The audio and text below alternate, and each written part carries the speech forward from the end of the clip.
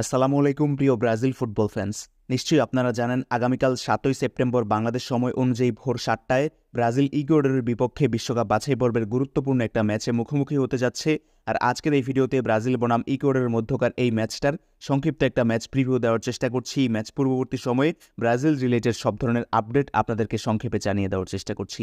শুরুতেই যদি Brazil Ecuador ম্যাচের ম্যাচ টাইমিংটা আপনাদের জানিয়ে দিই। শুরুতেই বলেছিলাম, আবারও বলছি, বাংলাদেশ সময় অনুযায়ী আগামীকাল ৭ই সেপ্টেম্বর ভোর ৭টা বা সকাল ৪টা এই সময় আপনি ব্রাজিল ইকুয়েডরের ম্যাচটা দেখতে পারবেন। লাইভ টেলিকাস্ট ইস্যুতে সবসময়ের মতোই একই কথা, লাতিন রিজিয়নের ম্যাচগুলো সম্পর্কে আমাকে বলতে হয়। নানান আনঅফিসিয়াল অ্যাপস, ওয়েবসাইট, স্ক্রিনে নিশ্চয়ই ছবিগুলো আপনি দেখতে পাচ্ছেন। এর বাইরে ফেসবুকে ম্যাচ চলাকালীন সময়ে এসে ব্রাজিল ভার্সেস ইকুয়েডর লাইভ লিখে সার্চ দিলেও কোনো না কোনো লাইভ স্ট্রিম প্ল্যাটফর্ম পেয়ে যাওয়ার কথা। ডরিভালের অধীনে ব্রাজিল ওভারঅল কেমন ফুটবল খেলবে বা ডরিভালের ট্যাকটিক্সটা ইকুয়েডরের বিপক্ষে ম্যাচে কেমন হতে পারে সেটা নিয়ে আরও একটা ভিডিও ইতোমধ্যেই হয় আপলোড করা হয়েছে, না হয় এই ভিডিওটা আপলোড করার পরবর্তীতে সেই ভিডিওটা আপলোড করা হবে। সেটা যদি আপনি দেখেন তবে ব্রাজিল আসলে কেমন বা কোন ট্যাকটিক্স অবলম্বন করে এবারের ইন্টারন্যাশনাল ফিক্সচারটা কমপ্লিট করবে সেটা সম্পর্কেও আপনি আইডিয়া পাবেন। এরপর যদি স্কোয়াড আপডেটে চলে আসি, শুরুতেই ব্রাজিল দলটাকে দিয়ে শুরু করছি।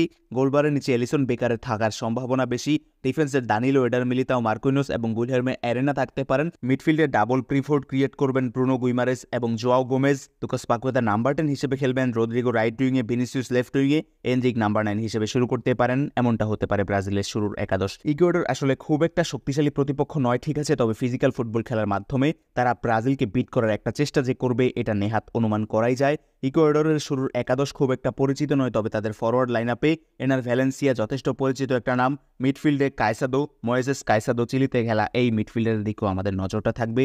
বাকিরাও আসলে নিজেদের দিনে ব্রাজিলকে ভোগাতে পারে। ম্যাচটা অনুষ্ঠিত হতে যাচ্ছে কৌতো পেরেইরা স্টেডিয়ামে, যেটা ব্রাজিলের একটা হোম গ্রাউন্ড, অর্থাৎ বুঝতে পারছেন ব্রাজিল কিন্তু হোম কন্ডিশনের সুবিধাটাও এই ম্যাচে কাজে লাগাতে চাইবে।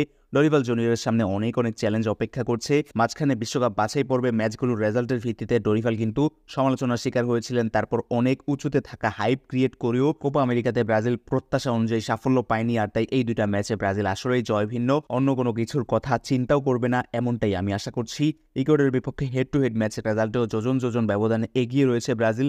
এখন পর্যন্ত ৩৫ বারের দেখায় ২৭টা জয়, ৬টা ড্র, 2 বার ইকুয়েডরের বিপক্ষে পরাজয়। বুঝতেই পারছেন ব্রাজিল আসলে সব দিক থেকে ইকুয়েডরের বিপক্ষে ম্যাচে এগিয়ে থাকবে। তো আশা করব ব্রাজিল আসলেই জয়ের ধারায় ফিরবে। সুন্দর ফুটবল ব্রাজিলের কাছ থেকে আমরা আরও একবার দেখব। ব্রাজিল ইকুয়েডরের ম্যাচ নিয়ে আপনার ওপিনিয়ন কি, আপনার প্রত্যাশা কি, সবকিছু কমেন্ট বক্সে জানতে চাচ্ছি। ধন্যবাদ সবাইকে।